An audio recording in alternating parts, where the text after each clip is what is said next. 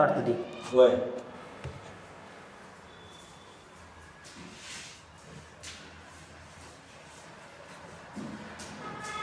एक नंबरच.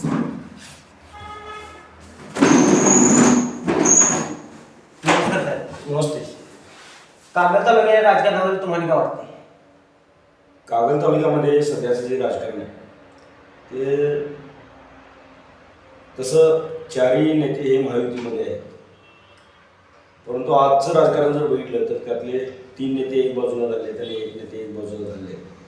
त्यामध्ये माननीय संजयदादा मंडलिक जे शिवसेना शिंदे गटाचे नेते आहेत ते एक बाजूला आहेत आणि दुसऱ्या बाजूला भाजपाचे माननीय समजदादा गाडगे, संजय बाबा गाडगे आणि माननीय मंत्री महोदय हसन मुश्रीफ साहेब हे एक बाजूला आहेत. आणि एकूणच महायुतीमध्ये एक गट एका बाजूला आणि 3 गट एका बाजूला झाले. एक गट एका बाजूला म्हणता बांधकाम कामगाराचा लाल बावटा असून दे किंवा शेतकरी संघटना असून दे, ही सगळे गट तुम्ही एकत्र युती कागल तालुक्यामध्ये केला आहे, हे जनतेला मान्य असणार आहे काय? मुळात जनतेला जी काय आता माननीय हसन मुश्रीफ साहेब आणि समजदादा गाडगे हे 1 वर्षापूर्वी एकमेकांच्या विरोधामध्ये लढले होते, प्रचंड ताकदीने लढले होते. गेल्या 10 वर्षामधली या दोघांची जर भाषणं काढून बघितली तर दोन्ही नेत्यांनी एकमेकावर अतिशय खालच्या पातळीवर जाऊन टीका केलेली आहे.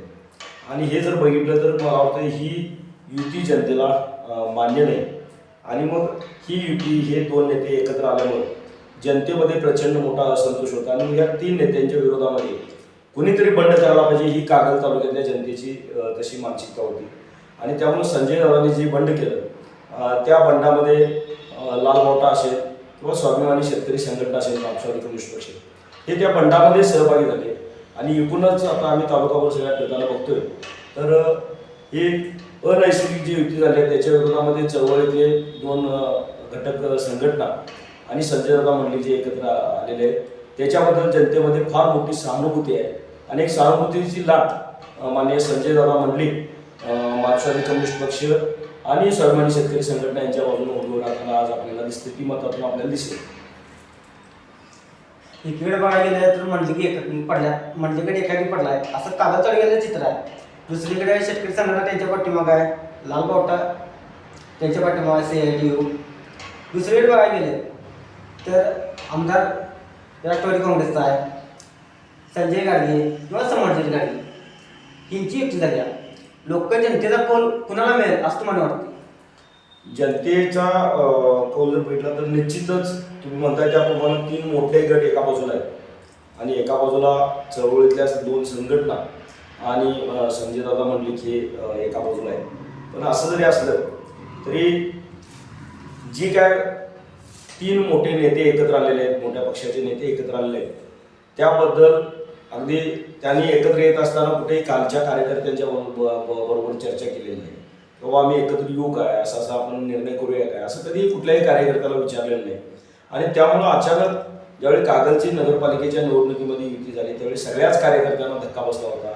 कारण हे सगळे कार्यकर्ते या दोन्ही गटाचे कार्यकर्ते, विशेष करून मुश्रीफ साहेबांच्या गटाचे कार्यकर्ते आणि समर्थदादांच्या गटाचे कार्यकर्ते हे अगदी एकमेकाच्या विरोधामध्ये जीव तोडून राबले होते, एकमेकाच्या विरोधामध्ये प्रकट टीका करत होते. आणि अशा परिस्थितीमध्ये अचानक एकत्र येणार असं ज्यावेळी खाली मेसेज गेला त्यावेळीच या दोन्ही गटातल्या कार्यकर्त्यांच्यामध्ये संभ्रम तयार झाला आणि निश्चितच त्यांच्यामध्ये फार मोठं नाराजी तयार झाली कार्यकर्त्यांच्यामध्ये. आणि त्यामुळं ही युतीच त्यांच्या कार्यकर्त्यांनाच मान्य नाही असं एकूणच एक वातावरण दिसतं. आता बघायला गेलं तर जास्त मतं कुठल्या मतदारसंघात प्रभाव वाटतो तुम्हाला? तर तसं बघितलं तर सगळ्याच मतदारसंघांच्या मध्ये चांगली मतं ही मंडलिक आणि स्वाभिमानी शेतकरी संघटना, मार्क्सवादी कम्युनिस्ट पक्षाच्या बाजूनं जाताना आपल्याला दिसत आहेत. लोकांचा तसा प्रतिसाद आहे.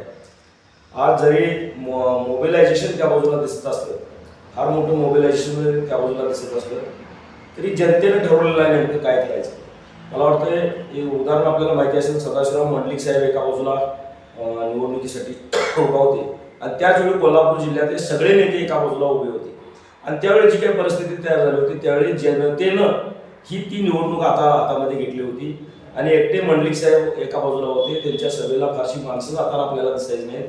परंतु ज्यावेळी मतं पडलेल्या आपण बघितली आणि मंडलिक साहेबांचा विजय झालेला बघितला त्यावेळी तो सगळ्या कोल्हापूर जिल्ह्यातल्या नेत्यांना धक्कादायक असा तो विजय होता आणि तीच परिस्थिती या कागल तालुक्यामध्ये निर्माण झाली असं वाटतं. सिग्नली मतदारसंघाचा विचार केला तर सिग्नली मतदारसंघात कुणाचा पडदा जड वाटतं तुम्हाला?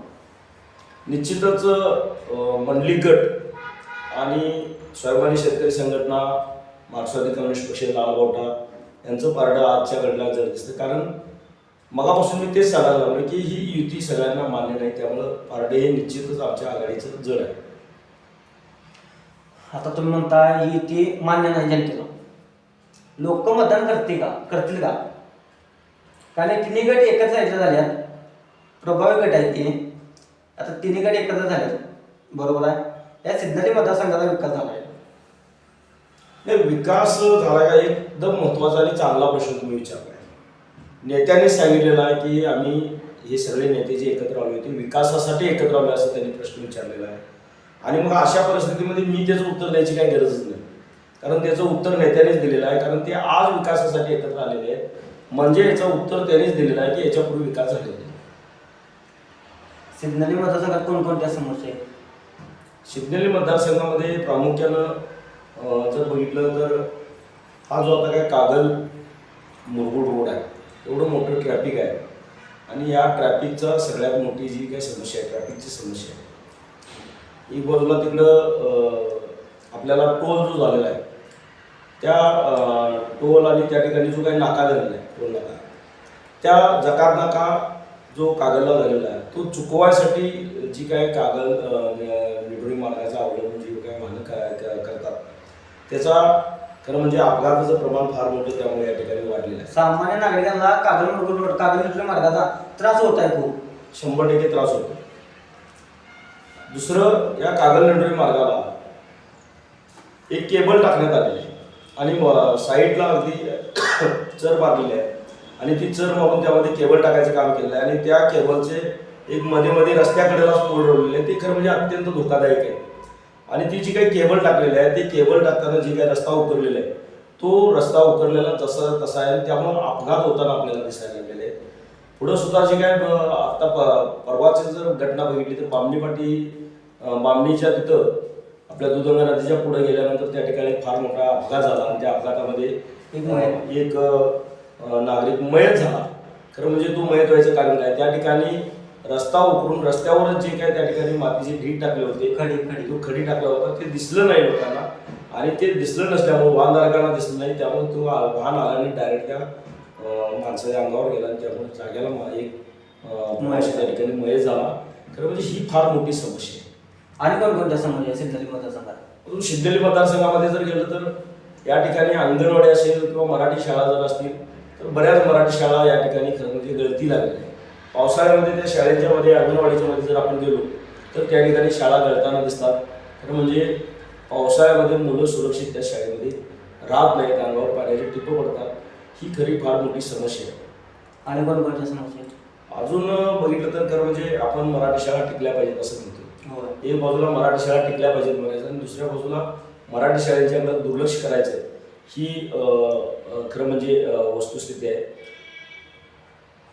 पंचायत समितीच्या पातळीवर, जिल्हा परिषदेच्या पातळीवर ज्या काही योजना खालपर्यंत तळापर्यंत पोहोचायला पाहिजेत त्या पोहोचल्या जात नाहीत. आणि खरं म्हणजे ते ज्या काही वर्ण योजना येतात, सरकारच्या योजना येतात पंचायत समिती जिल्हा परिषद मार्फत, त्या तळागाळातल्या जनतेपर्यंत पोहोचवल्या पाहिजेत, निपक्षपातीपणे पोहोचवल्या पाहिजेत. आणि खरं म्हणजे ते निपक्षपातीपणे पोहोचल्या जात नाहीत, ही खरी मोठी समस्या आहे. लाईटची समस्या आहे सिग्नली मतदारसंघात. दुसरी गोष्ट, शाळेच्या मुलांसाठी काय तुम्ही उपाययोजना करणार? सगळ्यात महत्त्वाचं, शाळेच्या मुलांसाठी उपाययोजना करण्यापेक्षा शाळाची जी काही दुरुस्ती आहे ती दुरुस्ती करणं गरजेचं आहे. या ठिकाणी नदी किनाऱ्यावर एक आपली मराठी शाळा आहे, पूर्वी भागशाळा होती, त्याच्यानंतर विद्यामंदिरमध्ये रूपांतर झालं. आता त्या शाळेतून मुलं बाहेर पडली की डायरेक्ट रोडवर येतात आणि रोडवर आल्यानंतर अपघात होण्याची शक्यता नाकारता येते. गेली अनेक वर्षे आमची मागणी आहे की त्या ठिकाणी एखादं कंपाऊंड करा, मुलं बंदिस्त करा, तर ती समस्या आजपर्यंत त्या ठिकाणी सुटलेली नाही. त्याच मराठी शाळेच्या समोर एक मोठी खण आहे. ती खण मुजवायसाठी सुद्धा आपण बऱ्याच वेळा मागणी केली, परंतु ती खण सुद्धा मुजवली जात नाही. त्याच शाळेच्या समोर त्या ठिकाणी कचरा वगैरे टाकला जातो, तिची दुर्गंधी सगळी शाळेत मुलांच्यापर्यंत येते आणि ती दुर्गंधी सुद्धा खरं म्हणजे मुलांना शरीराला अपायकारक आहे. ह्या सगळ्या समस्या यामध्ये आपल्याला दिसून येतात. आता तुम्हाला लोकांचा प्रतिसाद मिळालाच. शेंडूमध्ये एक समस्या आहे की मुलांनी चांगलं क्रीडांगण होणे, म्हणजे क्रीडा शिक्षक पण एक नेमण्याची तरतूद करणार आहे आम्ही आता प्रशासनाला. आणि एक चांगलं ग्राउंड आपल्या शेंडूसाठी व्हावं ही आमची सामान्य माणसाची सगळ्यांची इच्छा आहे. माझी एकट्याची नव्हतं, सामान्य माणसाची सगळ्यांची इच्छा आहे की शेंडू गावासाठी एक ग्राउंड पाहिजे. आमच्या गावाले साहेब 10 मुलं भरती झाली परवा, त्यांचा कुठला हे नसताना म्हणजे आमच्या गावाला ग्राउंड काय नसतं. त्यामुळं तुम्ही आता समजा ग्राउंड लेवलला तुम्ही उतरला, तुम्ही प्रत्येक ठिकाणी मत मागायला गेला नाही, तुम्हाला समजेल ग्राउंडची समस्या आहे ती सोडवण्याचा साहेब तुम्ही कशा पद्धतीने प्रयत्न करता? खरं म्हणजे ही समस्या एका शेंडूपुरती मर्यादित नाही. ती समस्या एकोंडीमध्ये आहे, ती समस्या शिग्नेलमध्ये आहे, ती समस्या हन्नूरमध्ये आहे, ती समस्या तिकडे शेंडूमध्ये पण आता तुम्ही नाव घेतलं शंकरवाडी, म्हणजे बऱ्यापैकी सगळ्याच गावांच्या मध्ये ती समस्या आहे. आणि ग्राउंड व्हायला पाहिजे ही खरं म्हणजे आपली पूर्वीपासून मागणी आहे.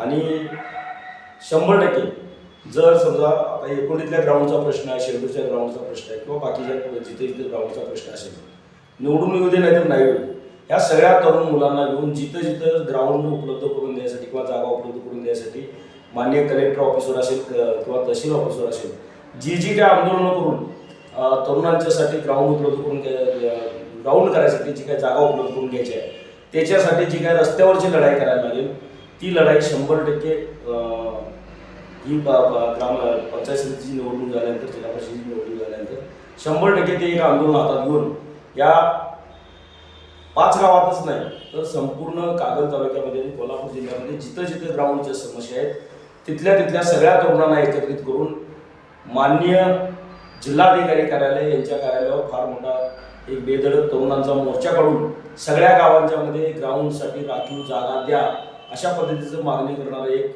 आंदोलन भविष्यामध्ये आम्ही मार्क्सवादी कम्युनिस्ट पक्षाच्या वतीनं, लालगोट्याच्या वतीनं या कोल्हापूर जिल्ह्यामध्ये केल्याशिवाय राहणार.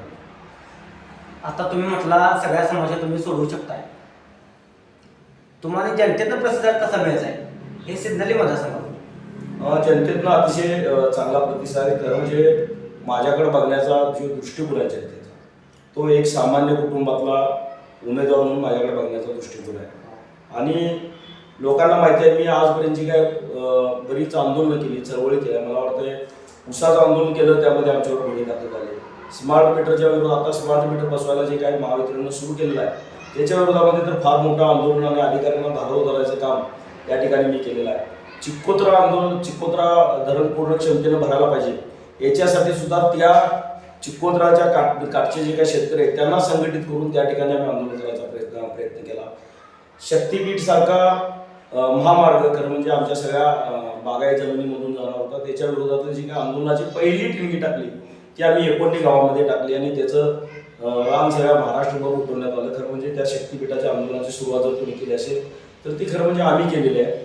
आणि हे सगळ्या शक्तीपीठात ज्यांची जमीन जाणार होती त्या सगळ्या शेतकऱ्यांना आणि सगळ्या राजकीय नेते मंडळांना सुद्धा माहिती आहे या आंदोलनाची ठिणगी कुणी टाकली आणि कुठनं तिची सुरुवात झाली. तर शक्तीपीठाचं आंदोलन असेल, दूध दराच्या बाबतीतलं आंदोलन असेल, उसाला दर मिळावा, शेतीमालाला हमी भाव मिळावा यासाठीचं आंदोलन असेल, आमच्या आशाताई गटपोर होतं की त्यांना मानधन मिळत नाही, मोबदला वेळेवर मिळत नाही त्याच्यासाठीचं आंदोलन असेल, आणि बांधकाम विशेष करून बांधकाम कामगारांच्या ज्या समस्या आहेत त्या समस्या संबंधातलं जे काही आंदोलन असतील, मला वाटतं जे आंदोलन आमच्या जे प्रश्न आमच्या समोर दिसले त्या प्रश्नावर आवाज उठवायचं काम या ठिकाणी आम्ही केलेलं आहे. त्यातले बरेच प्रश्न आपण मार्गी सुद्धा लावलेले असं म्हणतात की वाव. आता तुम्ही म्हटला सगळे प्रश्न आम्ही सोडवू शकतो, जनतेकडे प्रतिसाद कसा आहे आपल्याला, किंवा या कोल्हापूर जिल्ह्यात आपल्या शेतात किती आता निवडून येऊ शकतील हा तुमचा अंदाज आहे? या ठिकाणी आम्ही कागद तालुक्यामध्ये दोन ठिकाणी आम्ही उमेदवार केलेले आहेत. त्यामध्ये आंबे पंचायत समितीचा एक उमेदवार आहे आणि आमचे सानिका विक्रम खतकर या उमेदवार आहेत, चांगल्या शिकलेल्या उमेदवार आहेत. तिथे त्या ठिकाणी त्या उमेदवार दिलेले आहेत आणि शिकलेली पंचायत समितीमध्ये या ठिकाणी मी स्वतः आमच्या पत्नीला उभं केलेलं आहे.